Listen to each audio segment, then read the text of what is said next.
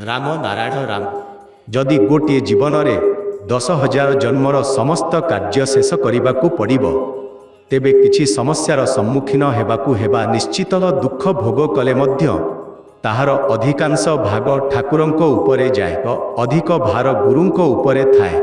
तुमे अनेक प्रकारर कष्ट भोग करने को पड़ो, अन्य किछि नुहे।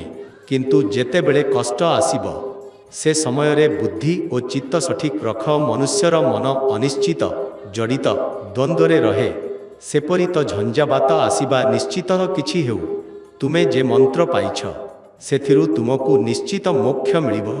तुम लोकंक पाई ताही हेउछि आलोकर पथ, ज्ञानर पथ, सिद्धिर पथ, निर्वाणर पथ, जहा एबे भल भावरे स्पष्ट हे जीवो। मु एठारे किछि करिबाकु चाहुनी, तथापि तुमे जहा चाहछ ताहा पाई मु बहुत किछि करुछि।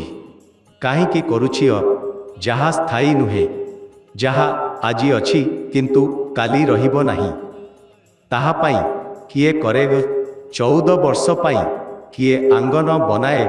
जदि काहाकू खोला मैदान रे गोटे वर्ष पाई घर बनाइबाकू कुहा जाए ताकू 10 लाख टंका मध्य दिया जाए।